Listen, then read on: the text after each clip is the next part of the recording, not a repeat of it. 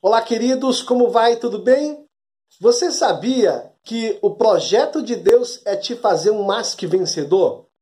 Se você está triste, desanimado, problemático com alguma coisa que aconteceu na sua vida, isso faz parte. Só que tem um detalhe: a grande diferença entre um derrotado e um vencedor está na atitude. Eu convido você a ter atitude, a lutar por aquilo que crer, por aquilo que acredita, por aquilo que sonha e por aquilo que mais você ama. Então venha comigo estudar a palavra de Deus, venha comigo fazer parte dessa história. Eu aguardo você. Estamos na lição de número 9, uma lição que fala sobre conhecendo a armadura de Deus, as armas espirituais, as armas do Senhor Jesus, que vai te fazer mais que vencedor em todas as áreas da sua vida. Eu aguardo você. Um abraço.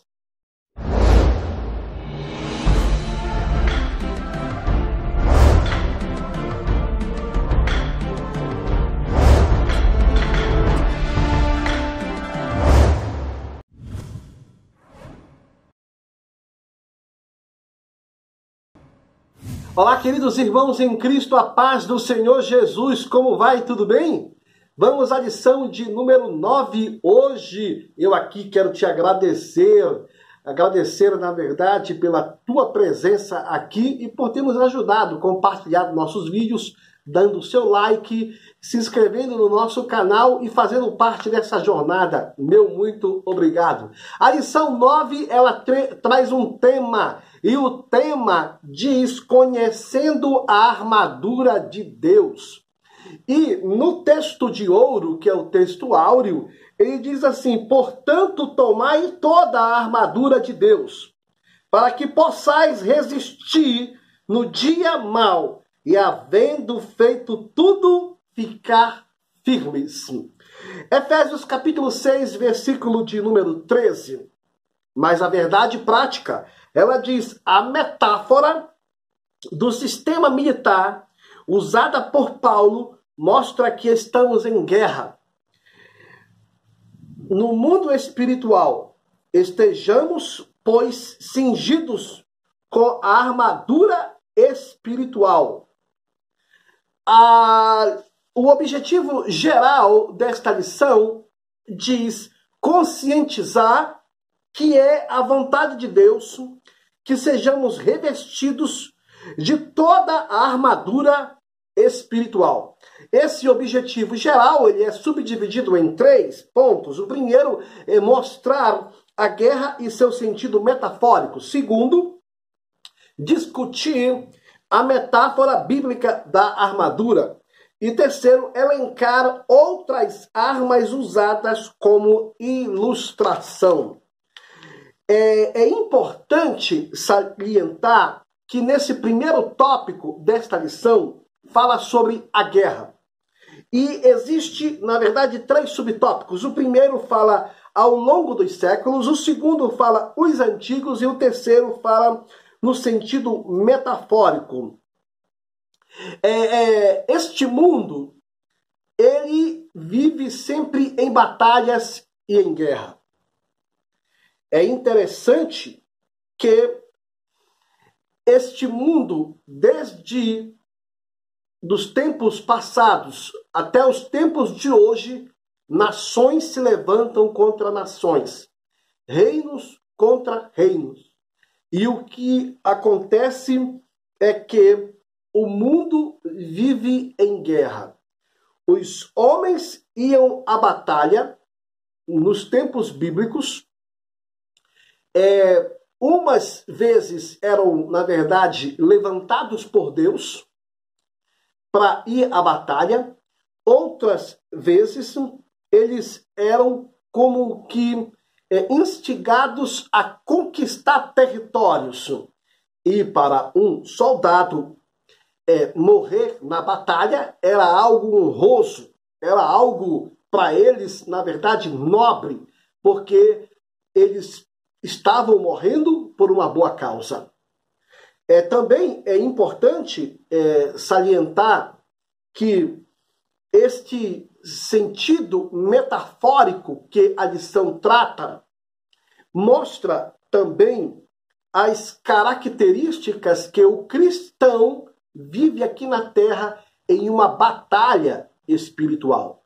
A partir do momento que a pessoa decide seguir o Salvador, decide seguir o Senhor, ele se torna um opositor a esse sistema mundano, a essas cadeias opressoras, e até mesmo o cristão, ele luta contra pelo menos 3 influências importantes na vida. A influência do diabo, com as suas tentações e opressões, a influência da carne, com os seus prazeres completos que existem, e também a influência do mundo, com as suas novidades, as suas ilusões e com o seu marketing mentiroso que o mundo mostra de uma vida feliz e alegre, e você percebe literalmente que isso no âmago e em tudo que se vê, só vê na verdade a aparência é enganosa. É importante também que salientar o que diz o segundo tópico quando fala sobre a metáfora bíblica. Essa metáfora bíblica, ela traz no segundo tópico 3 subtópicos. O primeiro é a armadura do soldado romano. Segundo, a armadura de Deus. Terceiro, a couraça da justiça. Salientando para você que essa lição ela é uma continuação da lição anterior. Porque o tema diz: conhecendo a armadura de Deus. Já imaginou um soldado entrar numa batalha, numa guerra, desarmado?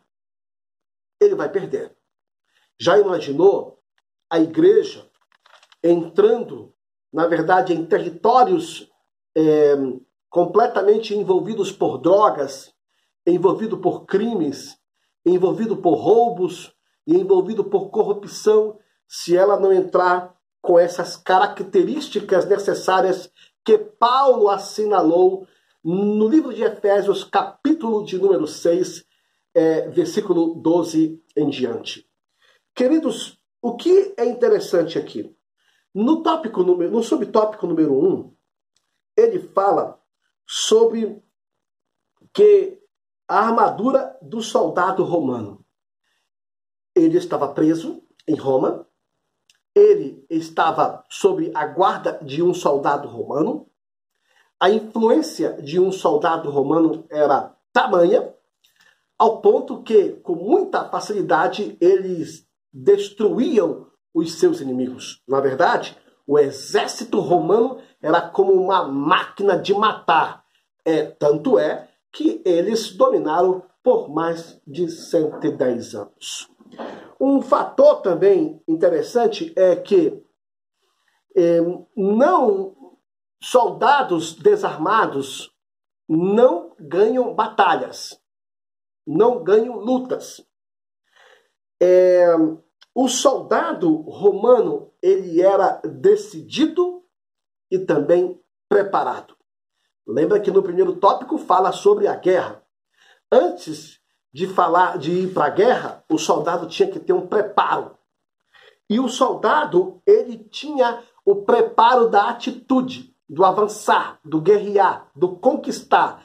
Era esse a plataforma de convicção que um soldado tinha na sua vida, que ele não podia recuar, ele precisava avançar. E se porventura ele tombasse e morresse, ele morreu por uma causa nobre. Um outro fator também é que quando a gente olhando por esse prisma metafórico, olhamos no ponto 2 a armadura de Deus.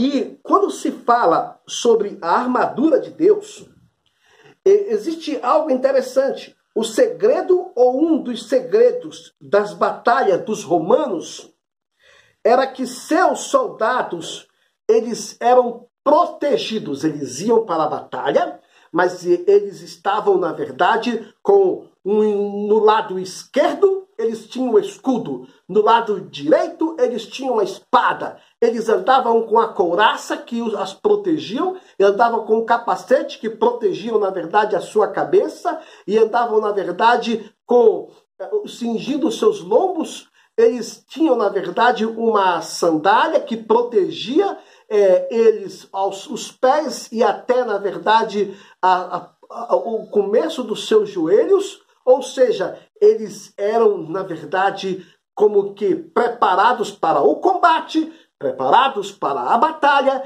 e se de repente o inimigo os avançasse ou os atingisse, na verdade, eles tinham toda a indumentária necessária para resistir e o mal não avançar. Então, outro fator também, quando se refere à couraça da justiça. A couraça da justiça, eles viviam uma vida de justiça. Quando se refere a viver uma vida de justiça, eles tinham uma vida honesta, justa. É interessante, por exemplo, quem vivia isso, eu posso citar isso como exemplo no Novo Testamento, é a vida e a biografia de Paulo. 2 Timóteo capítulo 4, versículo 7, Paulo ele resume a sua biografia, ou seja, um exemplo de alguém que viveu uma vida de justiça. Quando ele diz que combateu o bom combate. Ele acabou a sua carreira, mas guardou a fé. Isso é alguém que viveu uma vida de justiça. Também a Bíblia fala de homens justos que andavam em justiça e que foram citados por Deus. Por exemplo, como Noé, que andava em justiça. Um outro fator também importante é que a palavra fala, essa couraça da justiça, ela tem aqui um resumo que diz assim, que era um abrigo contra as feridas morais e espirituais e uma proteção da justiça de Cristo imputada ao pecador. É a couraça da fé. Ou seja, é interessante que o soldado ele ia para a batalha, mesmo sendo atingido, mas ele sabia que muitas das vezes os dardos do maligno, as forças do mal não prevaleciam contra ele.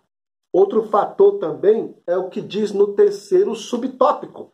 No terceiro tópico fala sobre outras armas usadas como ilustração.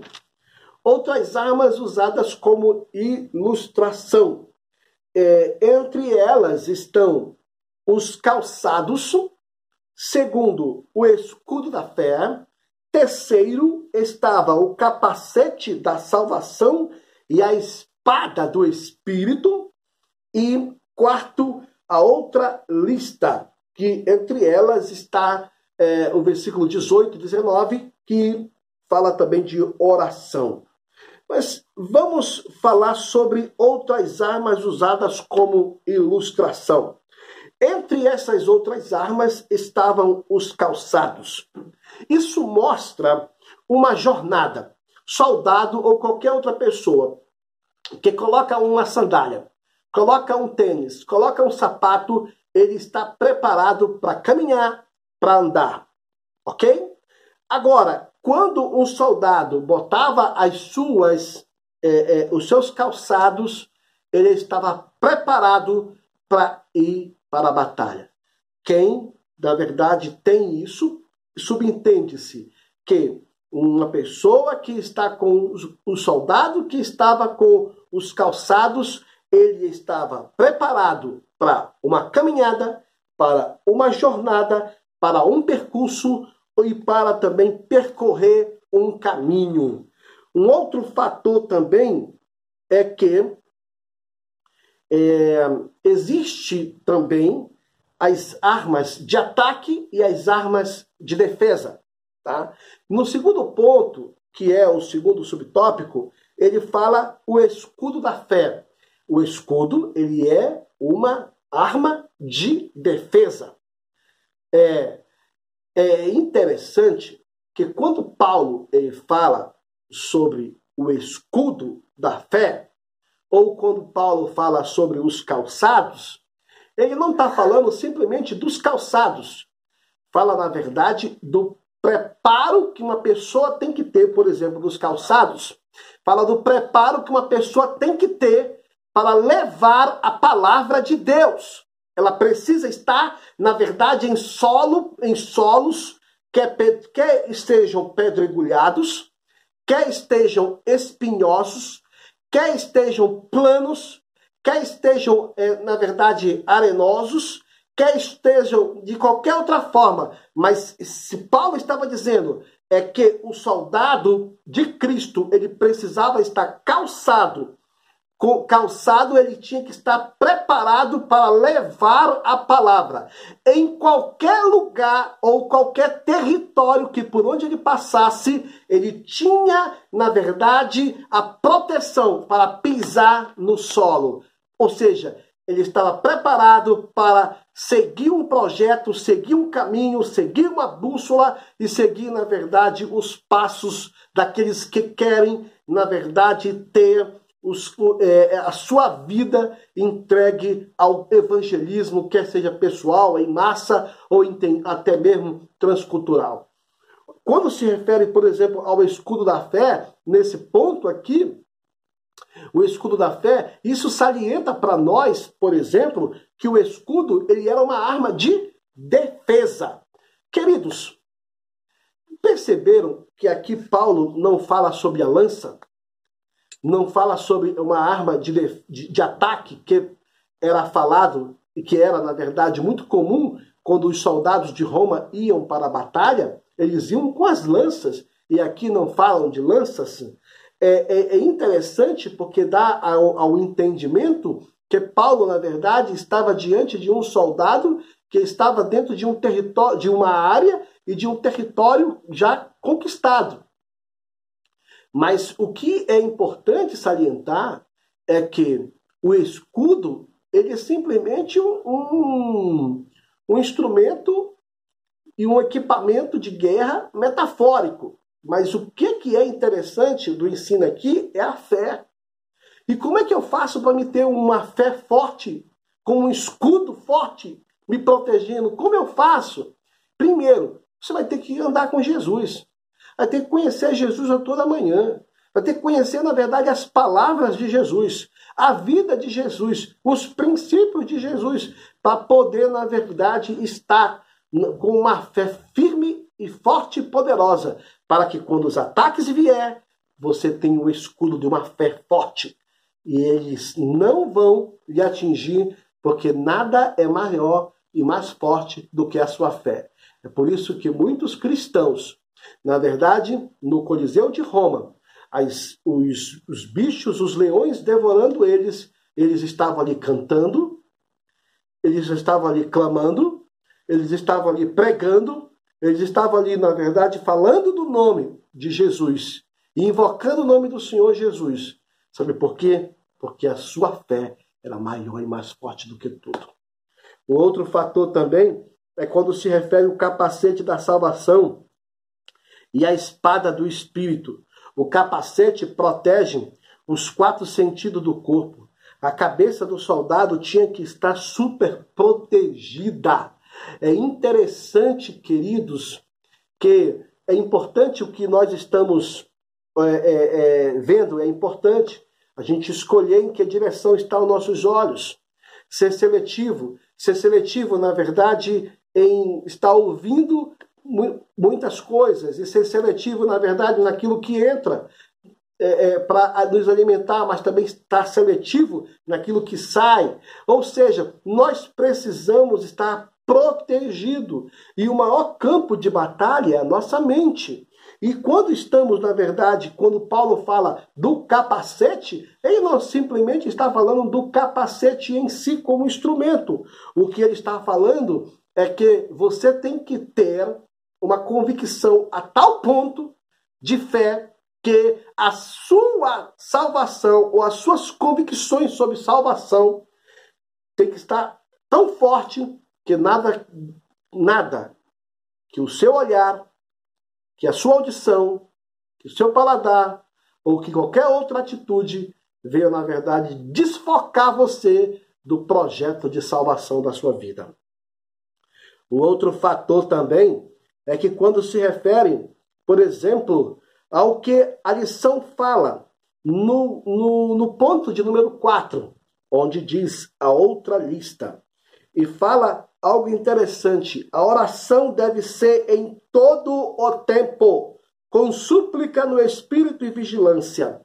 Queridos, qual é a melhor posição para orar? Será se é de joelho? Será se ela é sentada? Será se ela é deitada? Deus não está preocupado que posição você vai orar. A posição melhor é a do seu coração. Coração quebrantado e corações contritos fazem toda a diferença. Lembra do publicano e do pecador?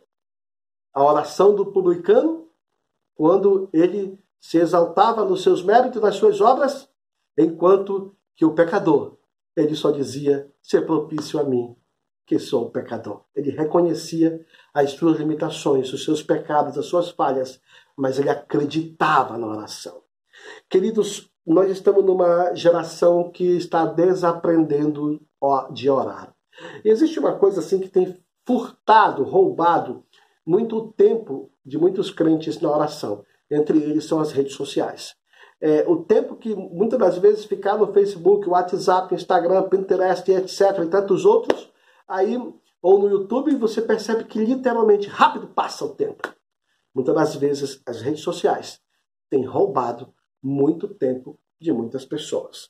Um outro fator também para salientar é que Paulo tinha um ministério arregimentado na fé e na oração.